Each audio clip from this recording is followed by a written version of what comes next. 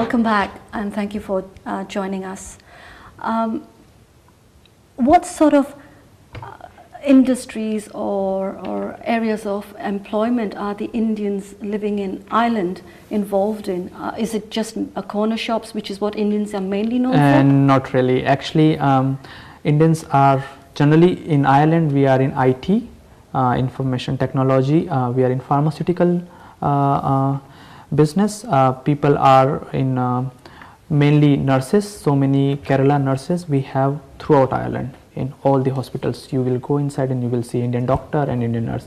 So we have doctors, we have nurses, pharmaceuticals field, we have so many IT professionals. We have TCS over here in Dublin. So many Indian companies are there, Indian restaurants. Mainly Indian people are working on very high profile posts like managers and consultants and GP, doctors. And where are these Indians from? From India or throughout? From all over the world? Yeah, it's like mainly from India. Very few people are from people of Indian origin from Uganda and from other places. We do have, but the number is quite small. The 95% people are from India. Yeah, the Hindus people from India. Yeah. Now everybody's aware of the Kanishka bombing of Air India plane, which had an impact on the Indians at the time. So what impact has this had between India and Ireland? It was a very sensitive thing. It was very close to all of us because when this incident happened, Indian families just flew to Ireland, and Irish people opened their gates for Indian families. They stayed there. They just kind of like, because the situations were not good and like people were waiting for the bodies, and it was a very sad moment that time. So Irish people actually opened their gate for all the Indian people, whoever wanted to come down over there in that city. That was something like really, I mean, it actually sowed some seeds of personal touch, because they helped Indian families in that sad time. So it was very important, and Indians actually we still appreciate their help for this Kanishka incidents. Yeah. We're still waiting for our Indian Prime Minister to come to the UK, but yeah. This was the first trip by the Indian Prime Minister, as you say, for some 60 years to Ireland. The last one was in 1956 by the late Jawaharlal Nehru. Yeah. How significant do you think his visit was to Dublin, first of all, for the Irish community at large, in your opinion? It was quite significant for all of us, because when Prime Minister Modi was coming, we were actually expecting so many things that he is going to discuss with Irish Prime Minister, and after the joint statement, it was really well. They focused on tourism, they focused on education, they focused on business, trade, bilateral relations. It was an overall pact, like they included as much things as possible, and we hope that these things is going to continue. Yeah. And what has been the reaction to Mr. Modi's trip from India in terms, the media in India? How have they reacted to this? The main reaction was, I would say over here, is like when Prime Minister Modi told one thing, that if you have seen the videos, Irish kids actually perform Sanskrit shlokas in front of Prime Minister Modi, and when he said the same that thing, that if this would have done in India, like secular people would have come open and like they would have kind of like opposed all these things and all. That was the main thing which was highlighted by Indian media, but it was really well covered in all the newspapers, especially in Ireland.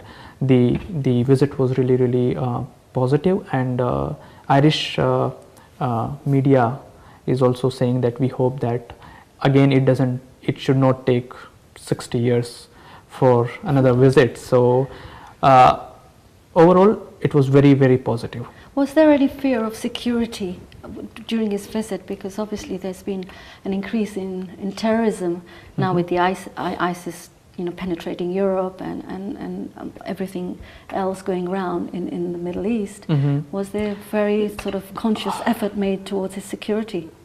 I would actually thank SPG. They have done a great job, and the hotel was already been taken care by Even SPG at the hall, people. there must have been extreme security It was controls. quite secured, and they did their job.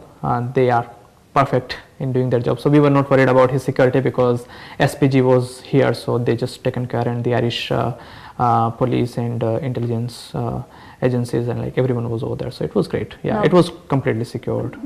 Being a solid member of BJP, Mr. Modi has only been in power for over a year. So how significant has his leadership been, in your opinion, since he came to power for India? And how has it changed India? As far as I would say that changed India, like it's not a small country, it's a subcontinent, it takes years to change India. He has been a great leader, and there is no doubt about that. One main thing he has changed is the mindset of Indian people. Like 2 years ago, I used to think that कुछ भी नहीं हो सकता इस country का. But today, I say that definitely something can be done. He has changed our mindset, Yes, it will definitely take time. He has started so many things, and I would say over here that when something is being implemented, the outcome will come, say, in like 3 to 4 years, because he is doing so many big things, and big things takes time. If he's starting something very big, the outcome of that work will definitely come down, but it will take time of 3 to 4 years. So how different is his leadership compared to previous governments in power? He is a great leader. Like he know how to do his.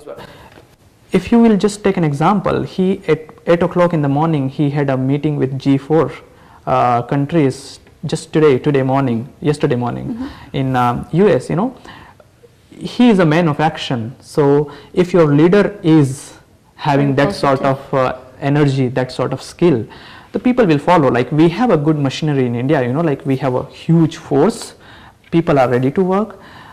We just wanted to have a great leader, and Narendra Modi ji is having that sort of capability to lead people and to show them direction, that how we can do the things, and he knows how to kind of like convince people and his machinery. I'm really happy with his team. He has chosen people very carefully. He has so many people, skilled people, and we hope that we will continue to work under his leadership.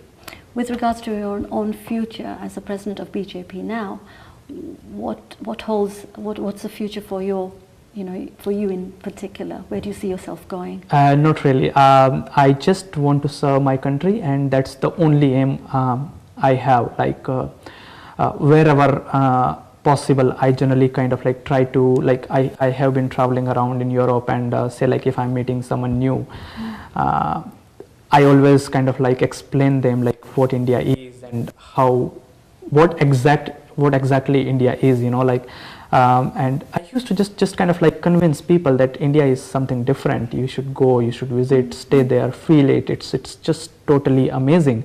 So my aim is just to serve my country, and that's the ultimate goal I have. I really don't want to kind of like build an empire of 500,000 crores of rupees or something like that. No, that's not the ultimate aim. The only thing is that wherever possible, whenever required, I am always available for my people, and I will always serve them, because my skills, my energy should be for my people. So that is how I will. And you will continue to serve as the president of BJP in Ireland for what, the next 5-10 years? I'm not very sure. That's not my aim. Like I will always just serve my party and Mother India. And that's the only aim I have. I have no other aim. So serving my people is the highest priority. That's it. Well, many thanks for coming to see us here, Rajpal Singh Rathore, and I wish you all the success for the future. Thank you so much for coming. Thanks a lot. Thank you. Thanks. That's all for the program today. Hope to see you soon.